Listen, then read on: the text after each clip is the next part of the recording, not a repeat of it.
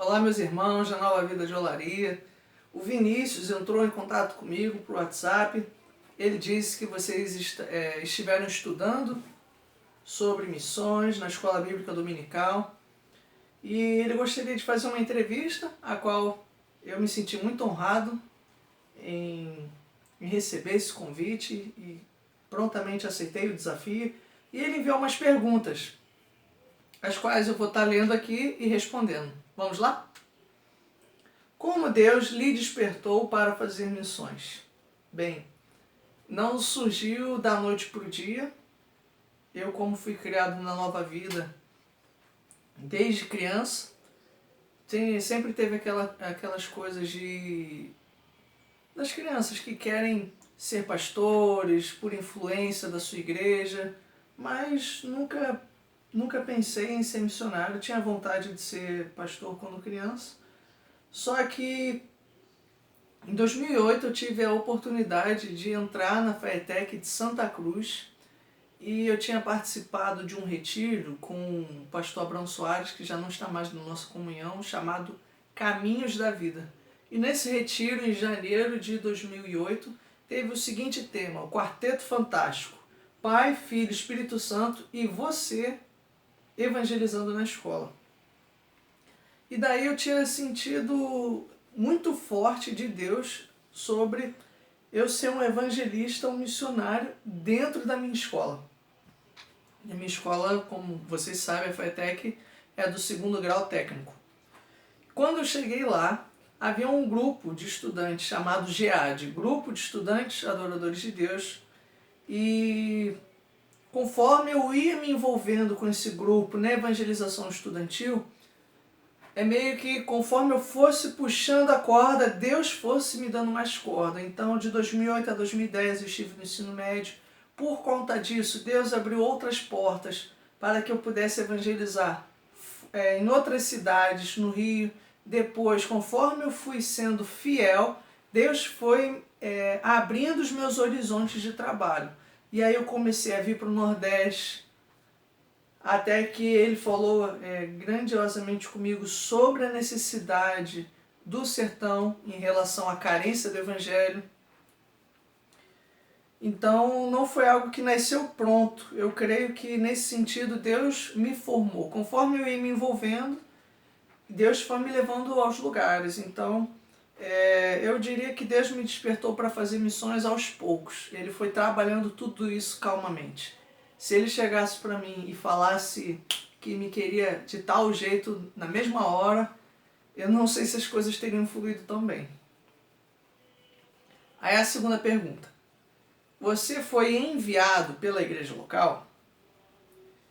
Sim. Desde o momento em que eu me senti chamado por Deus para a obra missionária, lá no início, as primeiras pessoas que eu procurei, obviamente, foram meus pais, mas também os meus pastores.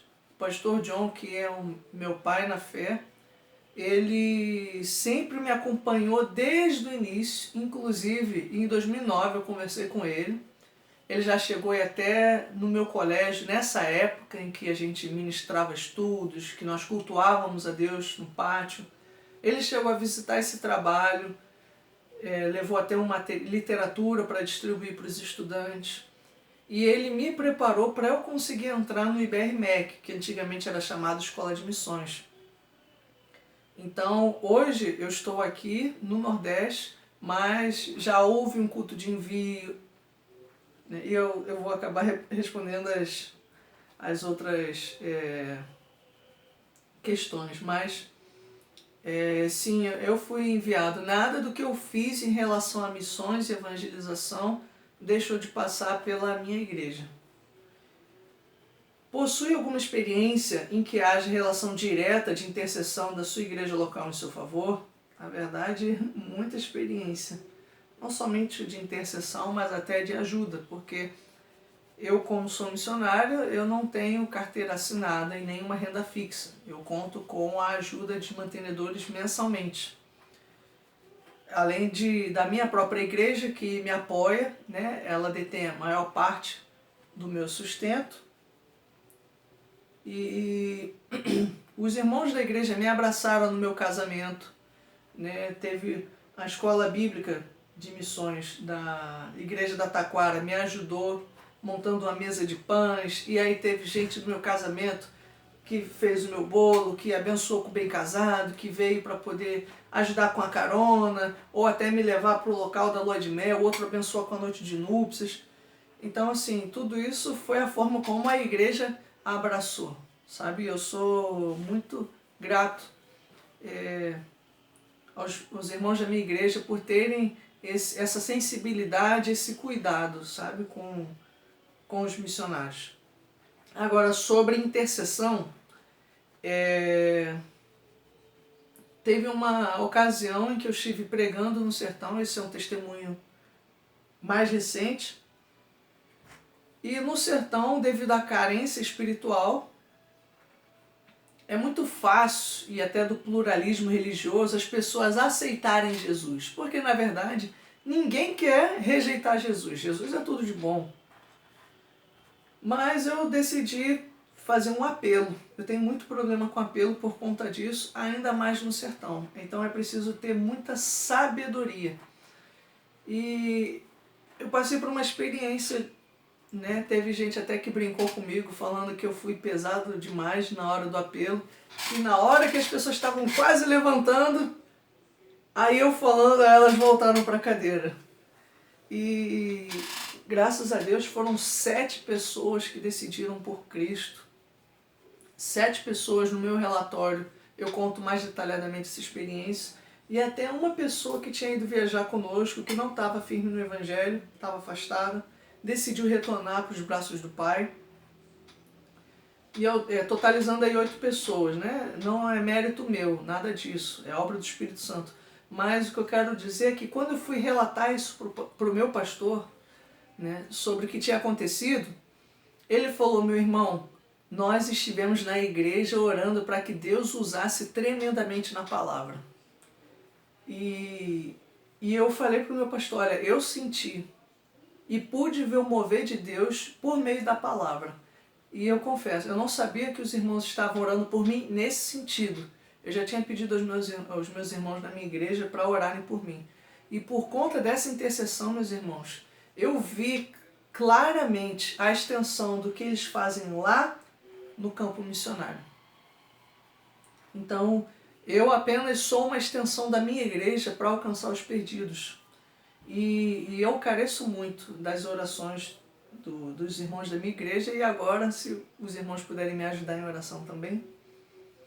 Aí vamos para a segunda pergunta. Como você se mantém financeiramente? A igreja local possui algum compromisso com a sua atividade missionária? Hoje a minha igreja, ela me dá a maior parte do meu sustento. É praticamente ela que me mantém. Nem sempre foi assim, mas não por falta de vontade, sim pela situação financeira, os vales que ela atravessou, mas nem por isso a minha igreja deixou de me abraçar, né? Deixou de me abraçar no sentido de me darem certa notoriedade nos cultos, para eu conseguir levantar os recursos entre os membros. O meu pastor já deixou fazer cantina, né? E, enfim, então, atualmente eu tenho o apoio da minha igreja local e eu tenho um grupo de pessoas que mensalmente ofertam, nos ajudando, né? Até porque nós não temos carro ainda, peço até aos irmãos que nos ajudem em oração por isso. Nos ajudando com ofertas, com orações. Então, a minha igreja me assumiu, vai fazer 1 ano, né?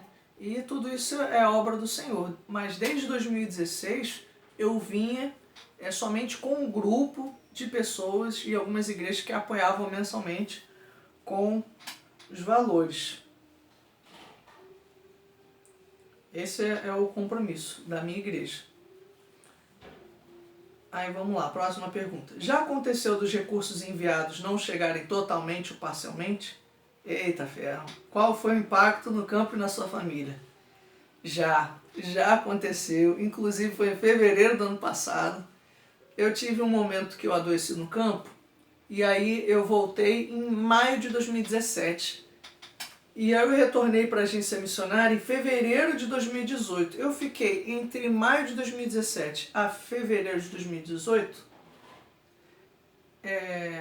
em casa, sem receber, né? Eu deixei meus mantenedores livres para quem quisesse abençoar outro ministério, né? Quem quisesse até continuar me abençoando durante o período que eu estaria me tratando, ficasse livre, mas eu não ia segurar as pessoas ou mentir para continuar recebendo oferta, de forma alguma. E aí, para retomar tudo de novo, para eu voltar para a agência missionária, foi trabalhoso, porque outras pessoas já tinham se comprometido a abençoar outros ministérios, e também porque eu retornei à agência missionária para concluir os meus estudos em missões no início de fevereiro, e como vocês sabem, a galera do Rio estavam todos de férias, e por conta disso, muitas pessoas acabaram não ofertando, e muita gente chegou, se comprometeu de palavra, mas na hora de chegar junto, isso não aconteceu. E aí eu não estava tendo recurso suficiente para me manter lá na Missão Juvep ano passado. Isso em fevereiro. E aí eu orei ao Senhor: meu Deus, Tu és o Deus de toda provisão. Eu vou ter o desafio do casamento esse ano, em setembro, e eu não sei como será se eu não estou conseguindo nem me manter aqui no Nordeste. E aí eu botei o joelho no chão, eu passei um mês assim orando, sabe? E me afetou no sentido de me trazer insegurança. Me trazer insegurança. Minha esposa estava no Rio, toda a família dela, entende? E é muito complicado. O fato de nós nos dedicarmos inteiramente à obra, tendo esse meio de sustento, sem ter carteira assinada, na nossa cultura, isso não é muito bem compreendido. Então esse foi o impacto, né, que teve na minha vida, né? E até vou comentar a resposta de Deus. Em março eu tive uma experiência que Deus usou um irmão, que Deus tocou no coração dele, e ele chegou a me doar 5.000 reais. E esse valor foi o que nos abençoou com as nossas passagens, né? Foi o que deu para ajudar a nossas passagens, porque depois do casamento nós iríamos nos mudar para o Nordeste. Então isso abençoou as passagens, isso abençoou para a gente conseguir pagar uma fotografia, ajudar as coisas do casamento. Então, assim, em tudo eu vi a mão de Deus, e depois as coisas se estabilizaram. E eu tinha um pouco, talvez, de dureza no meu coração, né? Eu falei: meu Deus, será que é possível? A gente fica com aquela ansiedade, com aquela incredulidade, e o Senhor me surpreendeu, movendo alguém que não era um mágico, não é alguém que tem condições, mas Deus tocou no coração de um servo que procura honrar a Deus com as suas finanças, e essa pessoa nos abençoou ricamente. E até hoje continua sendo um mantenedor nosso. Vamos lá. Próxima pergunta. Você possui o costume de relatar à sua igreja local o que tem ocorrido no campo? Sim. Inclusive, não só é um costume meu, como a maioria das agências missionárias no nosso país, elas exigem que o seu missionário envie sempre relatórios. Como aqui estamos num ritmo um pouco mais devagar, porque eu estou auxiliando um pastor mais idoso numa igreja que está sendo revitalizada em Olinda, então eu faço o meu relatório trimestralmente, de 3 em 3 meses. Enquanto que o ideal é mensalmente nós estarmos prestando contas de nossas ações e atividades. O que eu creio que é o mínimo, né? Até para não dar brecha para o inimigo. Porque eu não tenho contato com os irmãos. Eu estou conhecendo os irmãos agora, e os irmãos estão me conhecendo por ouvir falar. Só que se de repente começam a ofertar, e aí só vem como é que eu posso dizer, foto, comendo pizza, indo em shopping, não sei o que o pessoal vai achar? Que eu estou administrando mal os recursos que são para a obra. Agora, é por isso que o missionário precisa ter muita sabedoria em como lidar com as redes sociais e até mesmo em prestar contas para a igreja local, para que a igreja confie e saiba. E assim, eu não vejo isso como um peso, eu vejo isso como um privilégio. O que eu mais gosto são pessoas que me procuram e falam, eu estou orando por você, olha, eu quero te ajudar, né? Ou como que eu posso te ajudar? Eu não tenho valor, mas como que eu posso te ajudar? Eu posso ir para aí, eu posso enviar bíblias, eu posso te ajudar com os meus talentos, entende? Tem gente que já começou a me abençoar me dando aula de idiomas. Então, existem várias formas que nós podemos ajudar os missionários, mas tudo isso a gente só consegue como? Ganhando a confiança das pessoas. E os relatórios, essa prestação de contas, e aí eu não toco tanto em valores, eu faço uma prestação de contas mais com relação às atividades. Então isso é muito bom para aproximar, para interligar, é muito bom ter esse contato. Infelizmente é muito difícil a gente conseguir ter uma amizade pessoalmente, né, com cada um dos mantenedores. Agora, se nós criarmos esse relatório e enviarmos, eu creio que é a forma mais sadia para conscientizar a igreja, para motivar a igreja, para que a igreja acompanhe o progresso, porque é interessante que, conforme os anos forem passando, nós podemos comparar os relatórios de cada ano, de cada mês e ver Deus respondendo aos pedidos de oração, Deus entrando com sua provisão, tudo isso pelos relatórios. Nós, como brasileiros, não temos o costume de criar relatórios, de fazer essa prestação de contas das atividades, mas fica aqui o meu encorajamento. Se você quiser se dedicar a missões, você pode pegar os meus relatórios como um exemplo. Existe também material da internet que fale sobre isso. E conta aí com o meu apoio. E desconfie de agências missionárias ou de trabalhos que não gostem de prestar contas e de envolver a igreja nesse processo. Vamos ver qual é a próxima pergunta. Qual é a importância do tempo de descanso fora do campo missionário? É primordial. Por quê? Porque aqui a gente não descansa, né? Primeiro porque a nossa família não está aqui. Então, por mais que o Rio seja aquela coisa agitada, mas para a gente é um descanso, né? Rever os nossos familiares, os nossos amigos, a nossa igreja, isso é um renovo. E todo missionário precisa disso. Eu passei pelo que é chamado síndrome de burnout, que é justamente a síndrome do esgotamento. Tinha uma frase que o Bispo Roberto usava, que eu vi num vídeo esses dias, que ele diz assim: você não precisa morrer pela igreja, pois alguém já morreu por ela. Essa é uma frase do Bispo Roberto. Você não precisa morrer pela igreja, porque alguém já morreu por ela. Então é importante sim que o missionário se cuide, não somente no período das férias, mas até mesmo aqui no campo. Eu preciso dedicar um tempo com minha esposa, um tempo de qualidade com a nossa família. Nós precisamos nos cuidar. Então, se nós tirarmos férias aqui, nós estamos em Pernambuco. Tem lugares turísticos? Sim, é muito bom. Mas eu creio que não é da mesma forma como quando nós vamos à nossa terra. Então isso é muito importante pro missionário. E para a igreja entender isso também. Porque quando o missionário entra em férias, muitas vezes, as pessoas não veem muito bem essa ideia de tirar férias. Eu creio que nem com o pastor. Como assim o obreiro, o pastor, vai tirar férias? Né? Vai para a praia? Eu não estou ofertando para ele fazer isso não, para ele ir para fora ou ir para qualquer lugar. Entende? Infelizmente, a igreja brasileira ainda tem uma mentalidade muito imatura com relação a isso, só que é algo necessário. E a igreja precisa compreender e apoiar também. Até mesmo, vou abrir um parênteses, se o missionário voltar para a igreja local, amém, pode dar oportunidade mas precisamos entender que por mais que ele esteja na igreja local, ele não veio ocupar um cargo de um obreiro, ele está de férias, ele está de descanso. Ok, vamos para a próxima pergunta. Como costuma ser seu retorno à igreja local? Possui alguma experiência marcante nesse sentido? Na verdade, sempre é marcante.